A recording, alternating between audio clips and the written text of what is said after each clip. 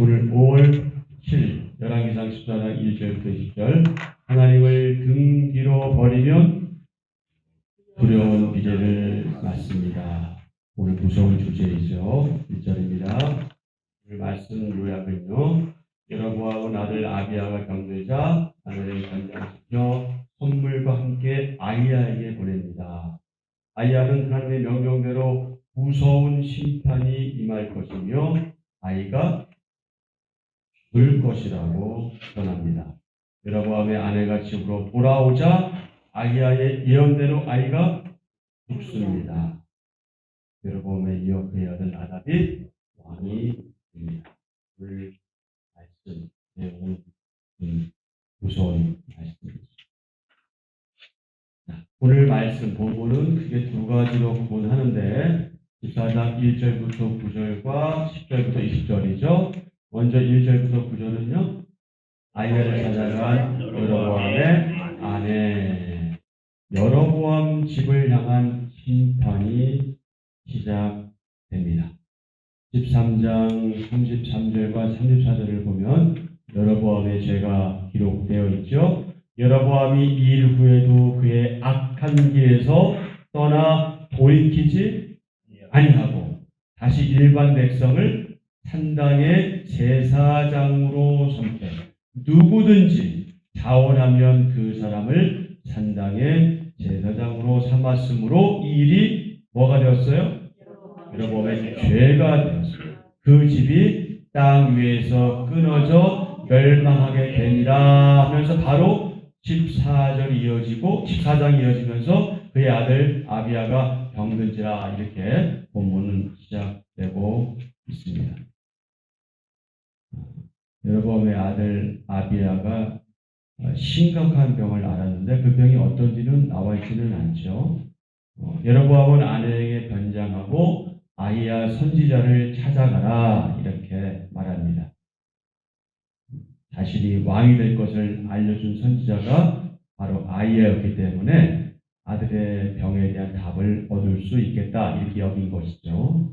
그런데 나이 많은 아이야는 하나님의 사람 아이야는 눈이 어두워 보지 못함에도 이미 어땠어요? 모든 것을 알고 있었다. 여러분 아이야는요 이제 고령으로 인해서 나이가 많아서 누구나 그렇듯이 이제 그 지긋지긋한 그 노안으로 인해서 노안보다 더 심한 거죠. 이제 사물조차 구분하기 어려웠던 거죠. 근데 여러분 생각해 보세요. 그럼에도 아이야는 어땠어요? 비록 사물을 보지 못했지만 어땠습니까? 그는 하나님의 말씀을 듣고 상황들 정확하게 알고 있었어요. 하지만 눈이 멀쩡한 여로보암은 어땠어요? 눈은 멀쩡했지만 할 수 없었습니다.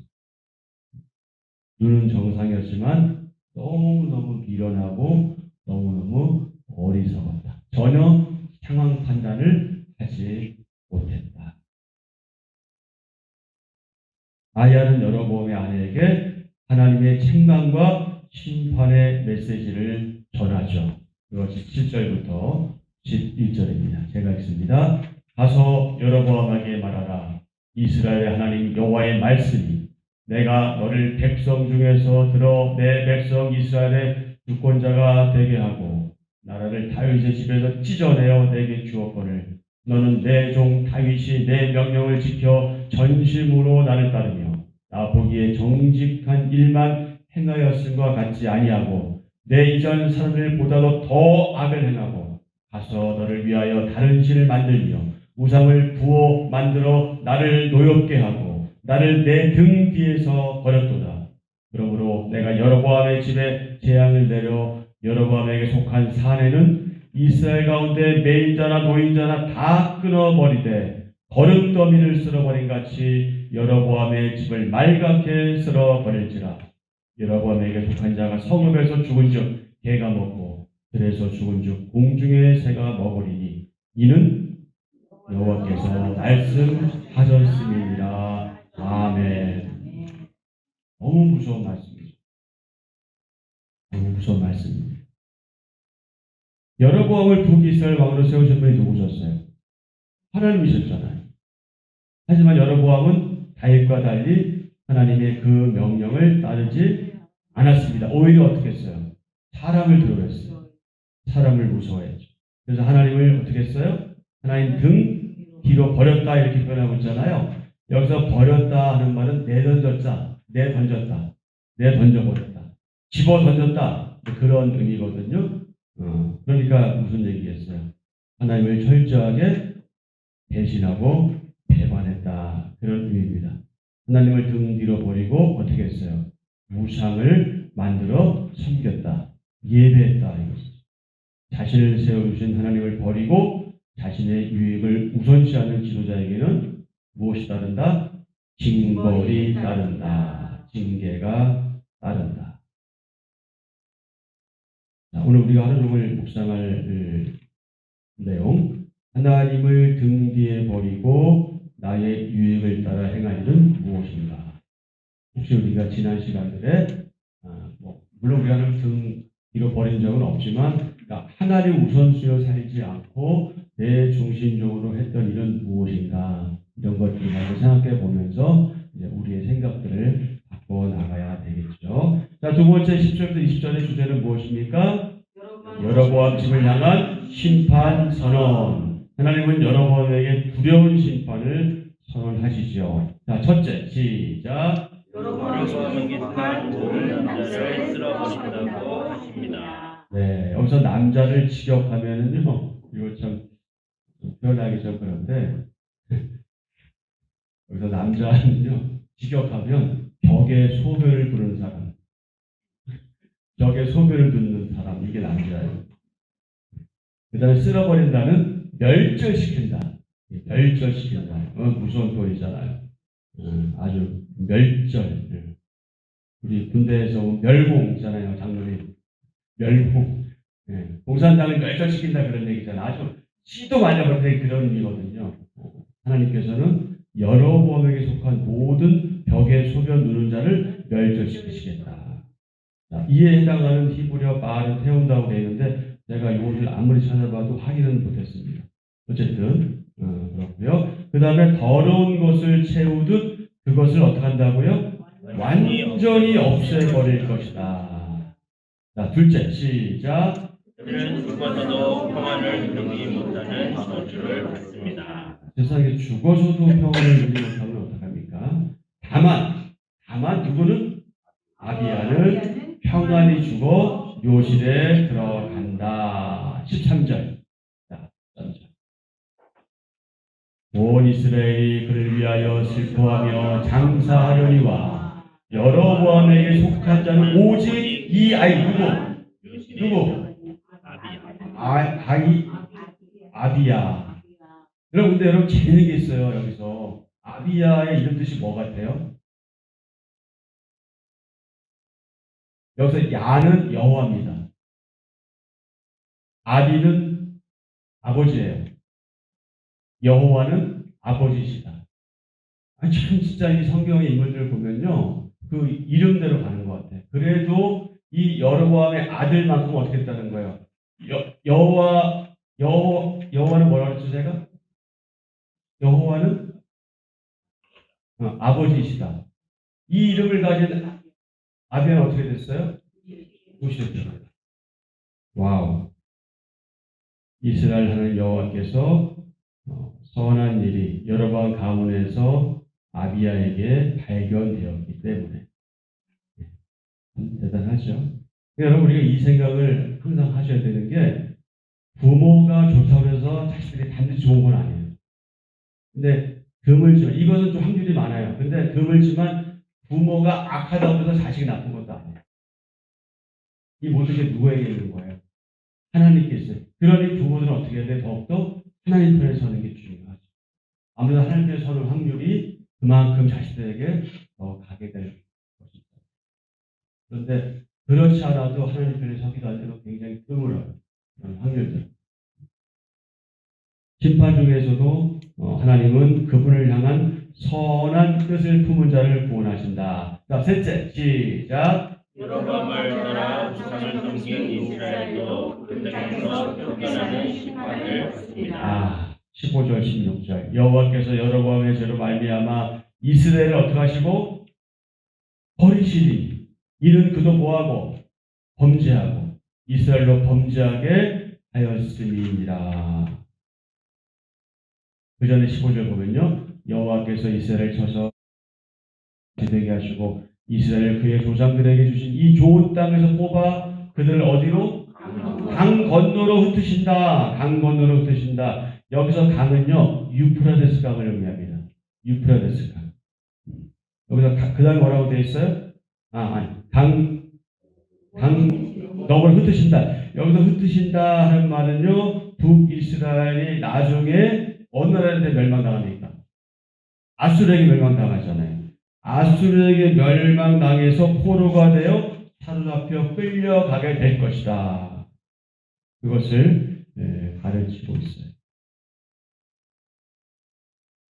그 다음에 여기서 왜 그러면 그렇게 되냐? 그들이 아세라 상을 만들어 어떻게 했어요? 여호와를 진노하게 하였기 때문이다. 여기서 아세라는 가나안의 신, 가나안의 신. 그 중에 하나인데 특히 어떤 신이냐면 풍요를 상징하는 여신이에요. 여신. 그러니까 이런 잘못된 신을 만들어서 여호와를 섬긴다고 하고 예배한다고 하니 어떻게 되겠습니까? 이렇게 세 가지를 여기서 지적하고 있고요. 하나님의 심판 선언은 뭐예요? 어떤 경고예요? 회개하고 돌이키라. 그럼 어떻게 된다? 산다. 그러면. 그런데 그렇지 않으면 어떻게 된다? 죽는다. 여러분 열왕기서의 모든 내용이 그래요. 너희가 내 말을 들으면 산다. 안 들으면 죽는다고. 선지자가 전해준 내용이 다 그거예요.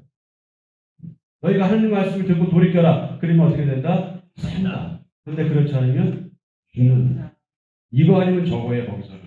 좀 극단적이라고 보실지 모르겠지만 어쩔 수 없어요. 사느냐 죽느냐의 문제는 너무나 중요하기 때문이죠. 심판 예고를 듣고도 돌이키지 않은 사람이야말로 가장 어떻다? 어리석은 사람이다. 인간의 야근꾀, 술수, 얕은 술수 이런 것들은요 결국 호람되어 하나님 앞에서 다 어떻게 됩니까? 드러납니다. 숨길 수 없어요. 마치 벌거벗은 것처럼 무엇 하나 드러나지 않는 게 없습니다. 그리고 반드시 죄악과 악행은 징벌을 받습니다. 여로보암은 하나님의 은혜로 왕이 되었죠. 하지만 그는 어땠어요? 왕이 되었어도 놓치지 말아야 할 것도 있었는데 그렇지 못했지요. 오늘 우리의 생각과는 다르게 은혜로 시작된 일이 반드시 은혜로 결론 지어지는 것은 아닌 것 같아요. 여로보암을 보니까 어리석은 여로보암을 하나님의 은혜로 여로보암이 하나님의 은혜로 왕이 되었음에도 불구하고 자신은 물론이거나 심지어 어떻게 했어요? 백성들을 이스라엘을 범죄에 빠지게 만들고 결국 어떻게 해요? 죽죠. 매우 유감스러운 일입니다. 어쩌면 하나님과 그분의 말씀을 떠난 자의 당연한 결과라 할 수 있겠죠. 우리는 1절부터 5절에서요. 여러분의 영적 무지를 보게 됩니다. 그렇죠? 오늘도 영적으로 무지한 자들을 자신의 범죄 사실을 깨닫지 못하죠. 그러니 그들은 어떻게 해요? 회개하지 않습니다. 6절부터 16절에서는요. 여로보암이 하나님의 은혜를 저버린 결과를 확인하게 되죠. 하나님은 당신께서 베푸신 은혜를 망각하고 그분을 떠나고 배반하는 자들에게 벌을 주시는 분이시다. 17절부터 20절에서는요. 여로보암이 지은 죄의 치명적인 결과를 보게 되죠. 죄의 치명적 결과를 보게 됩니다. 즉 개인이나 지도자의 죄는 공동체나 교회에 매우 심각한 악영향을 미치게 된다. 이건 뭐 나라의 위정자들, 대통령이든 정치인도 마찬가지죠. 하나님을 등뒤로 버리고 배반한 여로보암을 거울 삼아서 반면교사로 여기고 우리에게 주어진 상황과 형편과 처지가 어떠하든지 하나님만 믿고 그분만 의지하고 그렇게 살아가는 저와 여러분 되어야 하겠습니다. 자, 거기 이거 뭘까요?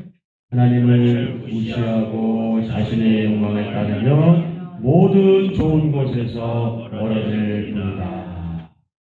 거의 뭐 아멘하고 싶은 유혹이 드네요. 너무나 말을 잘해서 좋은 말이기 때문에, 교훈을 주는 말이기 때문에. 자, 한 줄 묵상은 열왕기상 14장 9절인데요. 은혜를 은혜로 알면 말씀의 길로 행합니다. 백성의 반란으로 왕족이 아닌 여로보암이 북이스라엘의 왕이 된 것은 하나님의 은혜입니다. 여로보암은 혈통에 따라 왕이 된 유다 왕 로봇보다 더 큰 은혜의 수혜자입니다. 이는 여로보암이 하나님의 계명에 따라 백성에게 선정을 베풀며 그들을 잘 다스려야 할 이유입니다. 그러나 그는 금송아지 우상을 만들어 하나님을 거역했습니다. 12장 26절부터 33절에 그 내용이 잘 나와 있고요. 은혜를 잊은 마음에는 아집과 죄악이 뿌리 내리기 쉽습니다. 오늘의 기도 함께 하겠습니다. 하나님, 세상을 보시는 하나님의 평가 기준이 부나 명예에 있지 않고 철저히 신앙의 근거를 깨닫습니다. 헛된 욕심으로 사람을 두려워하다 하나님을 등 뒤로 밀어버리는 어리석음을 범하지 않게 하소서. 내 죄가 가정과 공동체로 흘러가지 않도록 온전히 돌이키게 하소서. 예수님의 이름으로 기도합니다. 아멘. 아멘. 우리 함께 기도할 제목은요, 본문이 주는, 여러분 우리에게 준 보전 그리고 교훈을 생각하시면서 기도하시고요. 나라와 대통령, 위정자, 정치인들이 하나님을 두려워하는 가운데 국민들의 신복으로 국민들을 잘 섬기도록 위해서 기도하시고요. 정태른 형제, 우리가 금요일 날 특별히 그렇게 기도한 적이 있죠. 너무 그런 말이 그런가? 좋아지는 그런 상태에 있고요. 감사하게도. 그리고 우리 특별히 장로님들이 좀 관심을 더 가지고 기도하시면서 또 아마 물질적인 배려까지 가실 것 같아서 너무 제가 감사한 마음을 가지고 있습니다. 정태를 형제를 위해서 기도해 주시고요. 그다음에 홍복수 집사님, 제가 정확한 상황은 알지 못하지만 지금 용내장 때문에 많이 힘들어하시는 거 여러분 아시잖아요.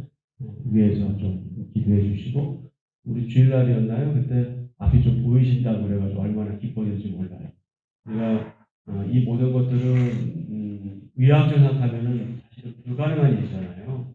용내장에 걸려서 뭐 좋아질 거라고 기대하기 어렵지만, 그러나 우리가 할 일은 뭐예요? 그래도 불구하고 우리 이럴 때 좀 억지를 부리자.